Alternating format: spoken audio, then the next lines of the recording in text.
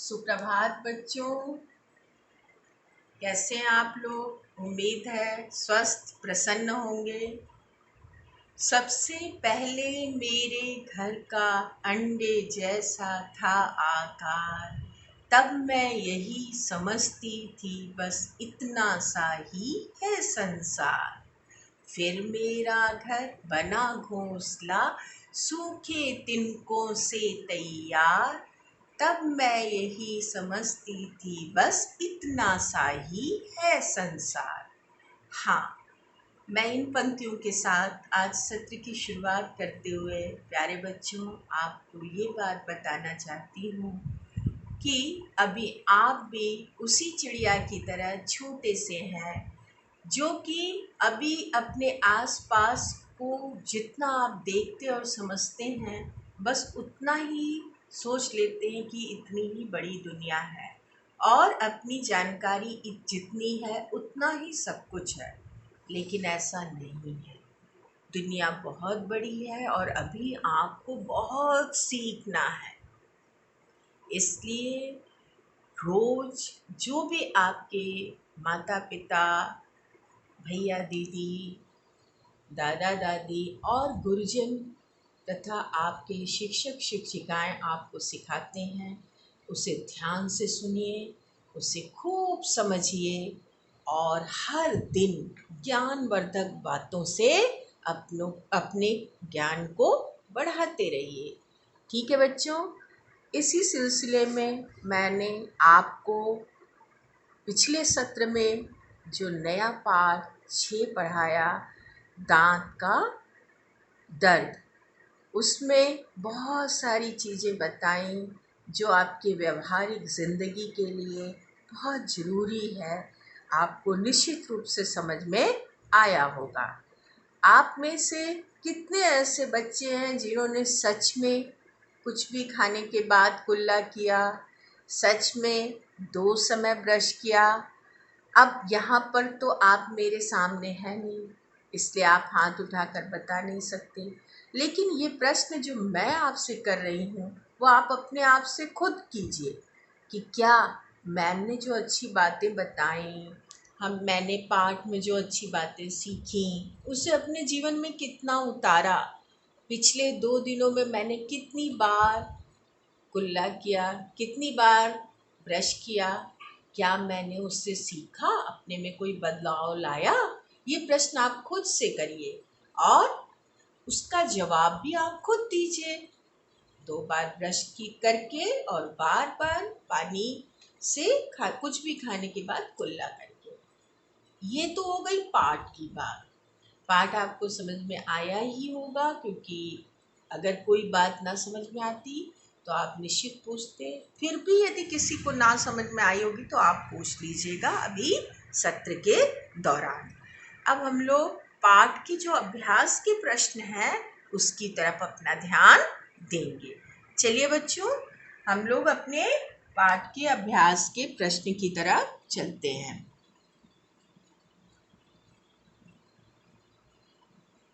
अभ्यास का प्रश्न, पहला प्रश्न है, सही शब्द चुनकर वाक्य पूरे कीजिए। ये खाली जगह है, रिक्त स्थान है और इसकी पूर्ति माने इस रिक्त स्थान को, खाली जगह को भरना है। कैसे? इन शब्दों के सही चुनाव के द्वारा। यहाँ पर ये कोष्ठक है या ब्रैकेट है, इसमें 2 आपके सामने चॉइस है या 2 ऑप्शन है। आपको इसमें से सही विकल्प, आपके ऑप्शन को हिंदी में क्या कहते हैं? विकल्प। सही विकल्प ढूंढना है। क्या है विकल्प? निकालने और डालने। आपने पाठ पढ़ा है, पाठ में सही क्या होगा? दोनों दांत निकालने होंगे। इतनी बात समझ में आई। अब दूसरा, खाने के, खाली जगह या रिक्त स्थान दांतों में फंस जाते हैं। क्या? कण या फल? तो पाठ में आपने जाना कण, खाने के कण दांतों में फंस जाते हैं। मुझे दूध खाली जगह नहीं लगता। क्या? दूध ब्रुश तो गलत ही होगा। अच्छा, मुझे दूध अच्छा नहीं लगता। मुझसे एक फायदा करो। फायदा माने लाभ, बल्कि वायदा करो। वायदा माने वादा, प्रॉमिस या प्रतिज्ञा। ठीक है, मुझसे एक वायदा करो। अब अगला है अंगा। आनंद के दांतों में खाली जगह लग गया। क्या लग गया? कीड़ा या चॉकलेट? पाठ में आपने पढ़ा कीड़ा लग गया। इतनी बात समझ में आई बच्चों? तो पहला प्रश्न था 5 प्रश्न रिक्त स्थानों की पूर्ति करो या खाली जगह, और सामने आपके कोष्टक में शब्द थे। सही शब्द को चुनकर आपको उस खाली जगह को भरना था। यहाँ पर तो बात आप समझ ही गए होंगे। पाठ आपने अच्छे से समझा है, फटाफट आपने कर दिया होगा। ठीक है, अब हम चलते हैं यहाँ दूसरे प्रश्न पर।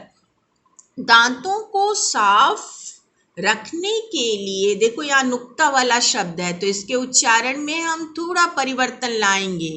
कैसे उच्चारण करेंगे? साफ। दांतों को साफ रखने के लिए नीचे दिए गए वाक्यों में से जो ठीक है उन पर सही का निशान लगाइए। ठीक है, ये सही का निशान। क, दिन में 2 बार ब्रश करना चाहिए। ये तो आपने पाठ में पढ़ा था। दिन में 2 बार ब्रश करना चाहिए, राइट, सही है। ख, बहुत सारा आलस्य करना चाहिए। क्या हमें बहुत सारा आलस्य करना चाहिए या सुस्ती हमारे अंदर होनी चाहिए? नहीं ना, हमारे अंदर शिथिलता होनी चाहिए। नहीं, यानी ये रॉन्ग है वाक्य, ये गलत है वाक्य, तो यहाँ पर क्रॉस लगाएंगे। ग, खाना खाने के बाद कुल्ला करना चाहिए। ये तो मैंने अभी भी बताया और उस दिन भी बताया था। क्या खाना खाने के बाद कुल्ला करना चाहिए? हाँ, हम कुछ भी खाएं उसके बाद पानी से कुल्ला साधारण तरीके से जरूर करें, तो ये सही है। घ, रोज। देखो बच्चों, यहाँ भी नुक्ता आया तो इसके उच्चारण में मैम ने कैसे उच्चारण किया? रोज। अगर हम ऐसे साधारण ज उच्चारण करते तो ज में हम उस तरह से नहीं बोल रहे हैं जैसे हम ज में बोल रहे हैं। ठीक है, तो आप भी कोशिश करिएगा सही उच्चारण करने की। रोज चॉकलेट। देखिए यहाँ पर हम ओठ को गोल करके बोलेंगे जैसे डॉक्टर, उस दिन मैंने समझाया था, वैसे यहाँ पर आप कैसे बोलेंगे? चॉकलेट। रोज चॉकलेट खानी चाहिए? नहीं, रॉन्ग है। कभी कभी बच्चे हैं, आपका मन कर गया तो कभी कभी खा लीजिए, लेकिन रोज बिल्कुल नहीं। दांत खराब हो जाते हैं और स्वास्थ्य के लिए भी हानि होती है। ठीक है। अंगा, भोजन पर ध्यान जरूर। देखिए यहाँ भी नुक्ता वाला शब्द है, मैम ने कैसे उच्चारण किया? जरूर। जरूर देना चाहिए। भोजन पर ध्यान जरूर देना चाहिए, निश्चित रूप से ये सही है। अगर हम अपने भोजन पर ध्यान देंगे तो ना केवल हमारे दांत साफ हो रहेंगे बल्कि हम भी स्वस्थ रहेंगे, सही भोजन करेंगे तो। ठीक है बच्चों, तो ये प्रश्न भी आपने कर लिया। अब हम तीसरे प्रश्न की ओर चलते हैं अभ्यास के। ये आपको प्रश्न उत्तर लिखना है। इसको ध्यान दीजिए कि क्या लिखा है, इसके निर्देश में आप ध्यान दीजिए। ये इंस्ट्रक्शन क्या लिखा है? नीचे दिए गए प्रश्नों के उत्तर एक वाक्य में लिखिए। प्यारे बच्चों, वाक्य और शब्द में आप कई बार बहुत कंफ्यूज हो जाते हैं। मैं कई बार इन्विजिलेशन में रहती हूँ तो छोटे बच्चे पूछते हैं, मैम इसको 1 वर्ड में लिखूँ कि 1 लाइन में लिखूँ? तो वाक्य और शब्द में अंतर समझ लीजिए।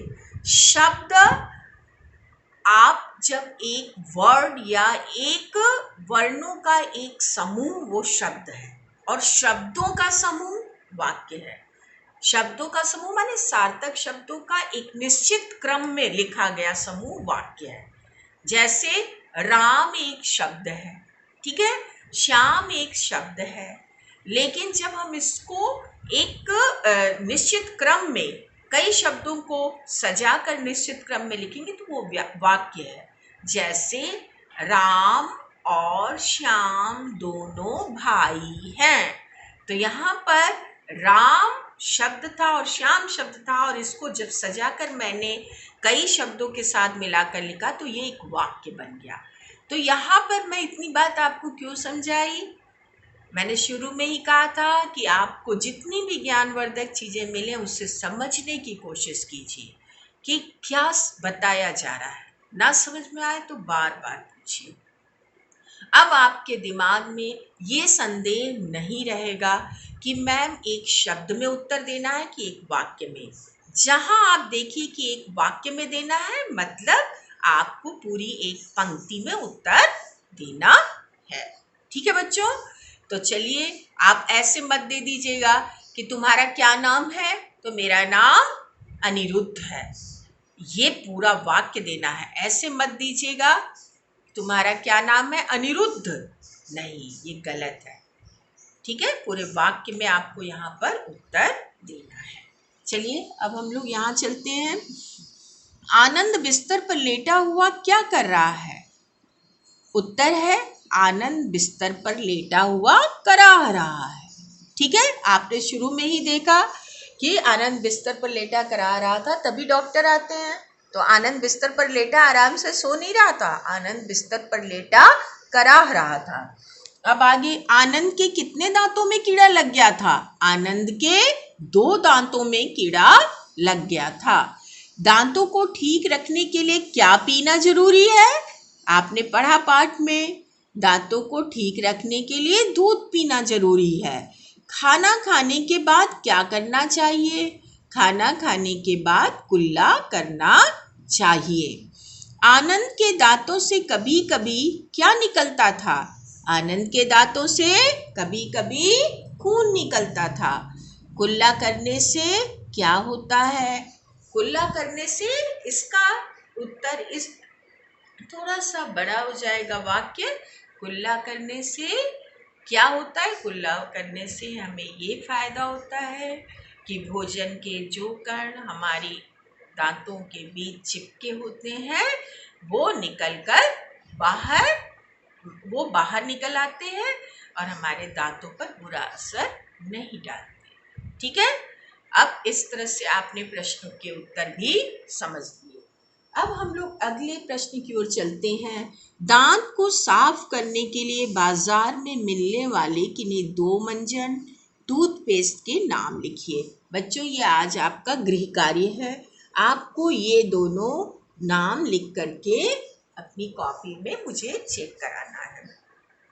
बाजार में आप टेलीविज़न पर प्रचार का इतने प्रचार देखेंगे आप, दंत मंजन से लेकर के हर एक साबुन, खाने पीने की चीज़ें, हर तरह के प्रचार।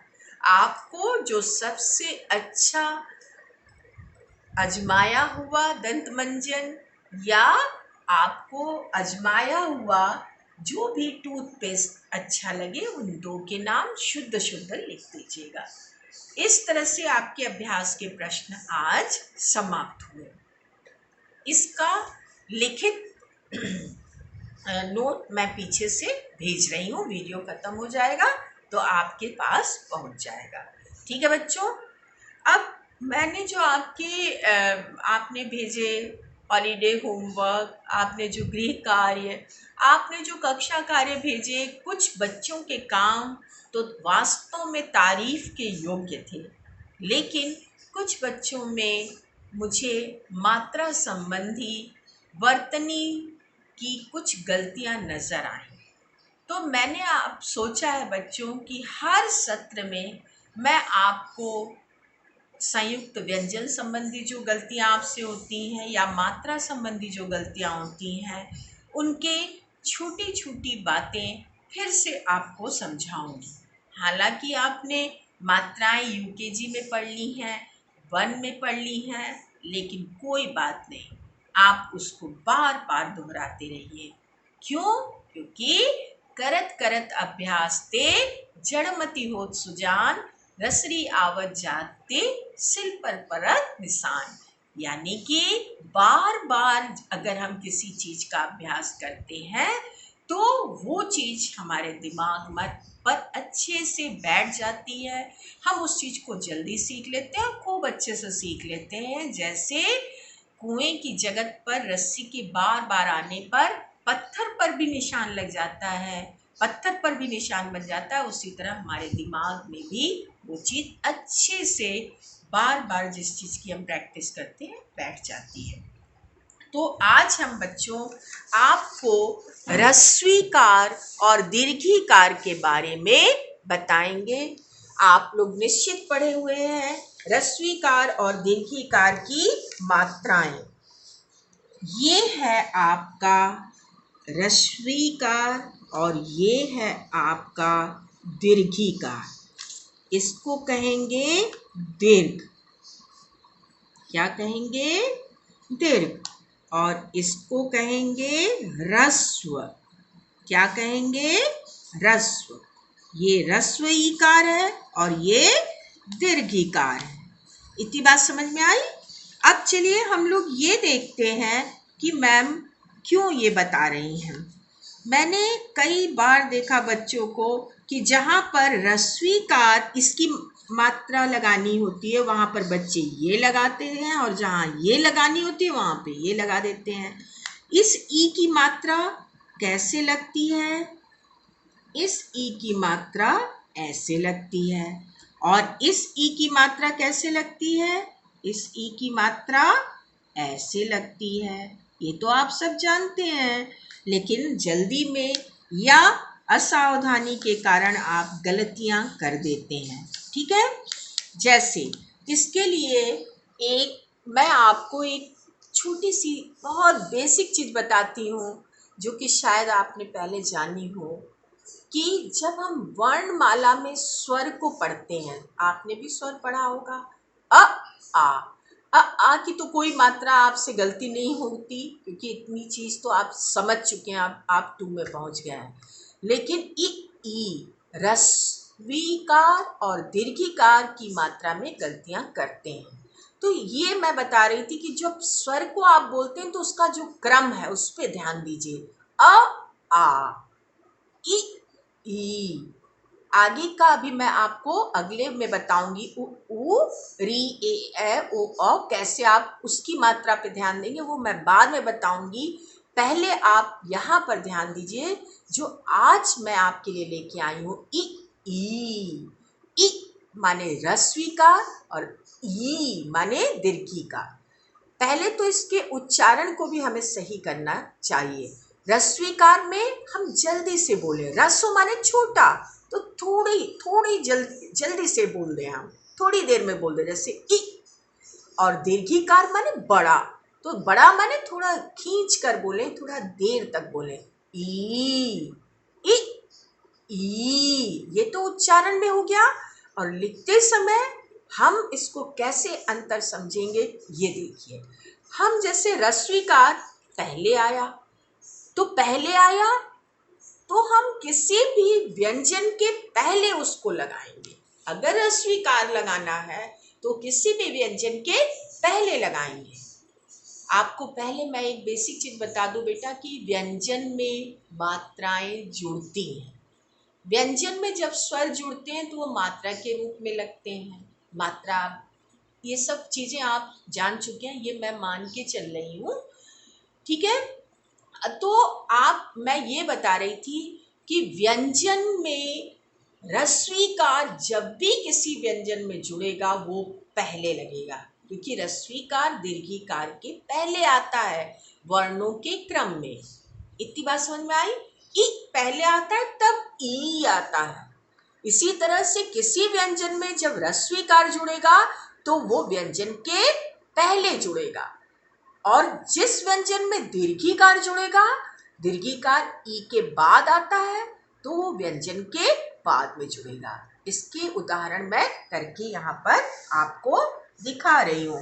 आप देखिए बच्चों, जैसे ये देखिए, ये है आपकी मात्रा, जैसे किताब, ये किताब, इस क व्यंजन के पहले जुड़ा, ये व्यंजन क है, इसके पहले ये जुड़ा। ठीक है। अब इसी तरह से हम नदी, नदी द के बाद जोड़ेंगे दीर्घिकार। मैंने कहा कि क्रम क्या हमारे स्वर का होता है, अरे वर्णों का होता है, अ आ इ ई। आप देखिए क्रम में ह्रस्वीकार पहले आया और दीर्घिकार बाद में। इसी तरह से जब व्यंजन में किसी जुड़ा तो ह्रस्वीकार पहले जुड़ा और दीर्घिकार कब जुड़ा, बाद में। इतनी बात समझ में आई। अब इस बात को ध्यान रखिएगा, क्या मैंने बताया, बहुत बेसिक चीज, कि व्यंजन के पहले ह्रस्वीकार जुड़ेगा और व्यंजन के बाद दीर्घिकार जुड़ेगा। इतनी बात समझ में आई बच्चों। तो व्यंजन तो आप समझते हैं, क से लेकर के आप श स ह तक, ये आपके व्यंजन है।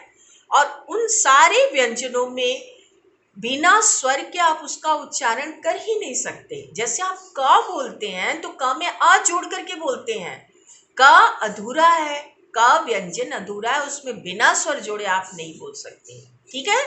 तो यहाँ पर मैंने आपको जो चीज बताई आप निश्चित रूप से समझे होंगे। फिर से एक बार रिकॉल करिए और फिर मैं प्रैक्टिस करवाऊंगी। हमेशा किसी व्यंजन के से यदि ह्रस्वीकार जुड़ेगा, ह्रस्व ईकार जुड़ेगा, तो उसकी मात्रा उस व्यंजन के पहले लगेगी, और यदि दीर्घीकार जुड़ेगा तो उस व्यंजन के बाद में दीर्घीकार की मात्रा लगेगी। ये आज मैंने बताया। अब चलिए बच्चों, हम लोग कुछ प्रयोग यहाँ पर सामूहिक रूप से देख लें। ये ऐसे कुछ शब्द मैं लिखने वाली हूँ जिसमें दोनों मात्राएं लगी हैं। जैसे सिपाही, सि, यहाँ पर देखिए ह्रस्वीकार है तो पहले और दीर्घिकार है तो बाद में। इसी तरह यहाँ पर ये लिखा है, अब यहाँ गलहर, अब यहाँ पर हम ह्रस्वीकार की मात्रा कहाँ लगा रहे हैं, पहले, और यहाँ पर दीर्घिकार की मात्रा बाद में, तो बना गिलहरी। इसी तरह से ह्रस्वीकार की मात्रा हम पहले लगा रहे हैं व्यंजन के, और दीर्घिकार की मात्रा हम बाद में लगा रहे हैं, तो भिखारी। इसी तरह से ह्रस्वीकार की मात्रा हम व्यंजन के पहले लगा रहे हैं और दीर्घिकार की मात्रा बाद में लगा रहे हैं। इसी तरह से छिपकली में ह्रस्वीकार की मात्रा पहले और दीर्घिकार की मात्रा बाद में। इसी तरह से बिजली में ह्रस्वीकार की मात्रा व्यंजन के पहले और दीर्घिकार की मात्रा व्यंजन के बाद।